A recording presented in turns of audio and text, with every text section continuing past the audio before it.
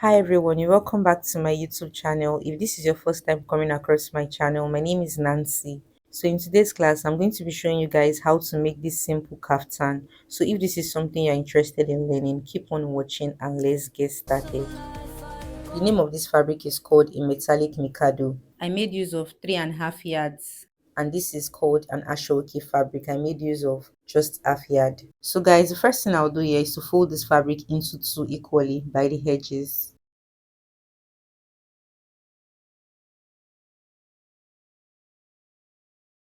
So now I'm going to fold this fabric into two again towards the other end of the fabric. So I practically folded this fabric into four. So yeah, you would notice that I didn't fold the fabric to this end, and the reason is because the sleeve length of this kaftan didn't get to the wrist, so it stopped around the elbow. So it's best to fold it this way so you don't waste your fabric. So now we need to be sure that this fold is long enough to give us our desired length. So I placed my tape from the center of the fold here to mark my shoulder measurement divided by 2. And after this shoulder measurement, I placed the tape again from that point to mark my desired sleeve length. The sleeve length is 15 inches, so I added extra half inch for stitching, which made it 15.5 inches altogether. So once you are done with this, the next step is to pin the fabrics together so it doesn't shift.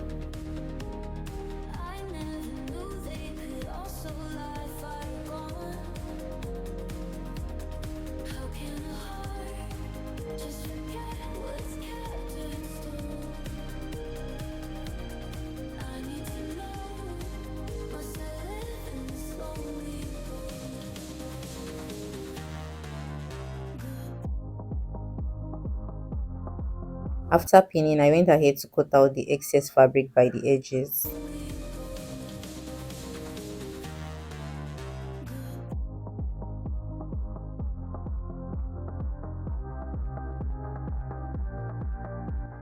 So after this, I'm going to give the fabric a quick press. Since this fabric is folded into four, it simply means that after cutting, I would have both the front piece and the back piece of the dress cut together.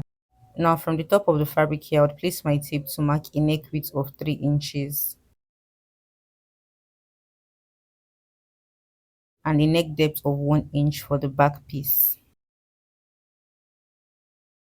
Now for the neck depth of the front piece, I would place my tape from the shoulder again to mark a neck depth of 4 inches. So now after the curve, I'm going to make a slit.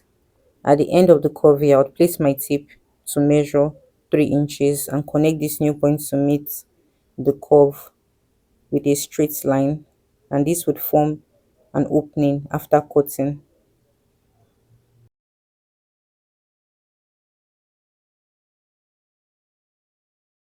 Now I'm going to place my tape measure from the center of the fold again, and then this time around I'll be marking my shoulder measurement divided by 2, which is 7.5 inches here. Now from this point I mark 7.5 inches, I would mark my desired sleeve length. I'll place my tape on this point to mark the sleeve length of 15 inches, and I added extra half of an inch stitching allowance for joining. So this is basically how it is. Now at this sleeve length, I'm going to come down to mark 1 inch and then connect this point to meet the neck width, and this would form the shoulder slope.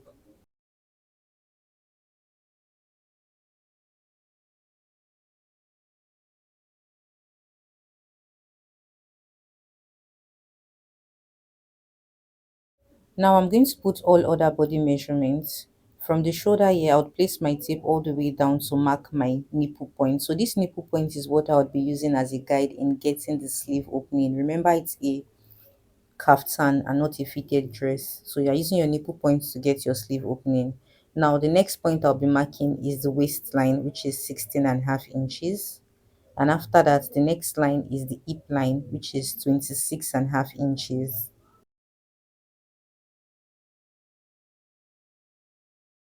and after this line the next line is your desired dress length.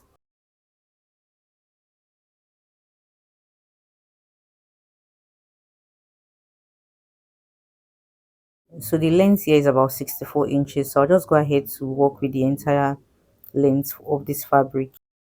Alright, the next thing I'm going to do is to draw straight lines across all these points that I marked. So let's take this again. This is the bust point line, the waist line, the hip line, and the full length of the dress.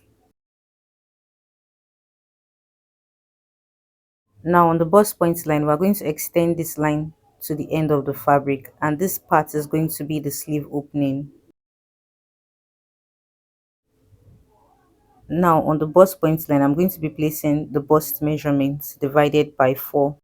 So for ease, I'll be adding extra 3 inches to the bust measurements. Now on the waistline, I'm going to place the waist measurements divided by 4.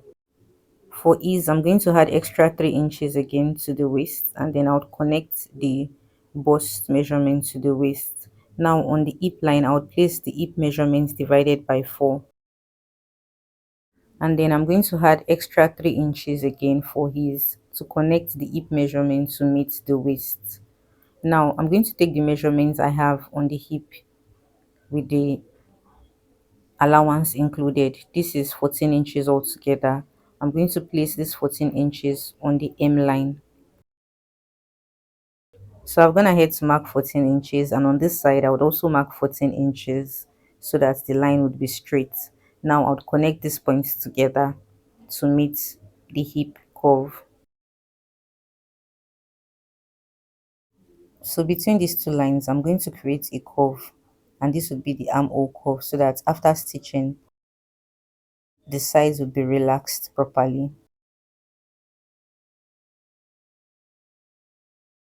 So guys, I'm done drafting. The next thing you need to do is to cut out only the neckline for the back piece. Take note of that. Only the neckline for the back piece. And then to cut out the shoulder slope with the sleeve length included, make sure you're adding half of an inch stitching allowance to the top. So that will be the allowance to join both shoulders together. Now you're going to cut out the rest of the fabric following the white lines.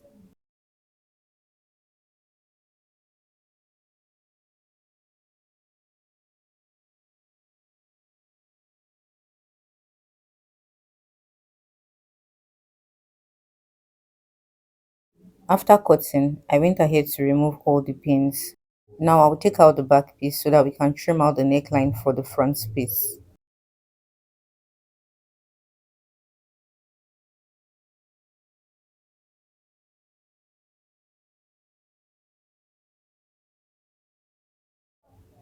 So guys, this is basically how the neckline should be. You can see it came out really nice. Now the next step is to cut the facing for the neckline of the front piece. Remember that we are working with an Aso-Oke fabric for this. So what you need to do is to fold the Aso-Oke into two. And I'm also going to fold the front piece of the dress into two to place it directly on the center fold of the yellow fabric. Make sure you are placing the center fold of the front piece on the center fold of the yellow fabric, and then you go ahead to trim out the shoulder slope and the neckline exactly the way it is.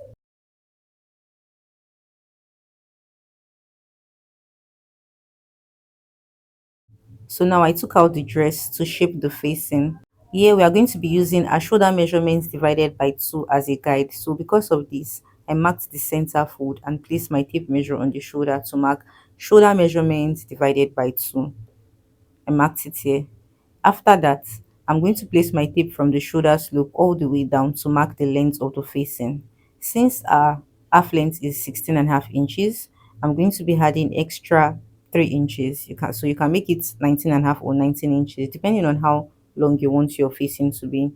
Now I'm going to be connecting the two lines together, and then from this angle here I would place my tape measure to mark 1.5 inch.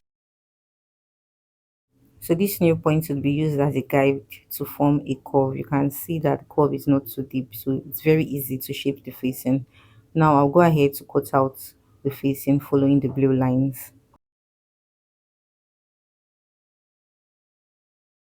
Now I'm going to spread this out for you to see how it would be. Now the next thing you're going to do is to place the wrong side of this facing on the wrong side of the front piece. Please take note of that. So now I'm going to stitch the neckline following the direction of the chalk by half of an inch. And when you get to this sharp edge, you raise the machine footer up before you continue stitching. After stitching the neckline, I went ahead to turn the yellow fabric, and then I'm going to head over to my ironing board to give it a quick press. After this, the next thing you need to do is to fold the edges in by half of an inch. Maybe I could have even done that on the facing before stitching, but it doesn't matter. Just do what works for you. So once you are done with that, the next thing you need to do is to make sure you pin the facing very well, like properly, so that after stitching, the facing would remain straight. Now I'll head over to the sewing machine to stitch the edges. And after stitching, this is how it should be. Now for the neckline of the back piece of the dress, I folded this little piece and placed it below the neckline to trim out the same curved neckline.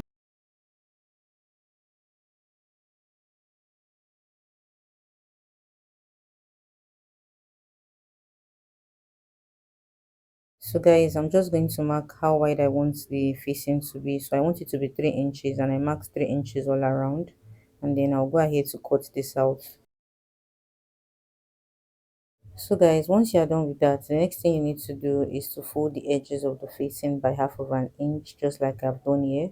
And then I'll place the right side of the facing on the right side of the fabric to stitch the neckline by half of an inch and to later top stitch.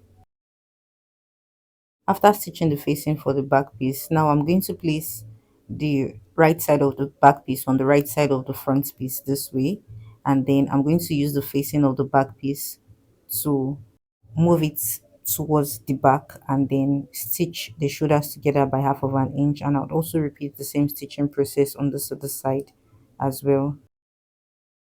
And after stitching the shoulders together, make sure you use your hemming gum by placing it under the facing of the back piece, and then give it a quick press so that it sticks to the actual fabric. So that's basically how to go about it. Now once you're done with this, the next thing you need to do is to cut the sleeve band. That's the band we are going to be using for the sleeve. So guys, you can decide to weave your seam allowances while sewing, because it will surely make your work look very neat. But if you don't have the available resources at the moment, it's better you just finish sewing and then you go out to weave. Now the next thing we want to work on is the sleeve band. So this is 2.5 inches in length, and I folded the fabric into two. Now I'm going to place the sleeve band on the wrong side of the sleeve opening. And after pinning, I would head over to my sewing machine to stitch by half of an inch, and I would also repeat the same sewing process on this other side.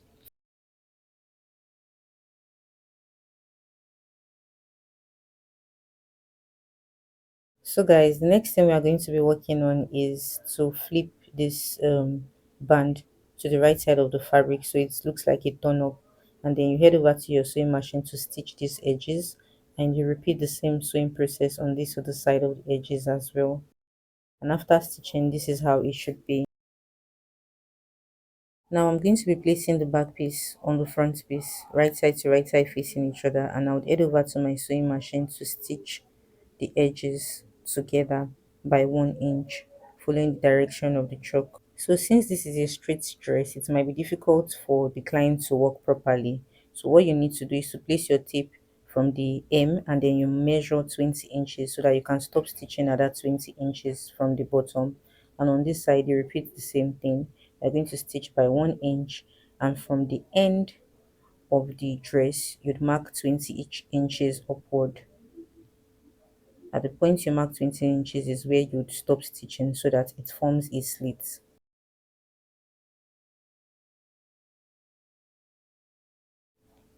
So guys, after stitching, I turned the dress to the right side of the fabric, and now I'll head over to my sewing machine to secure the slits, following direction of my finger, and to also secure this other side of the slits.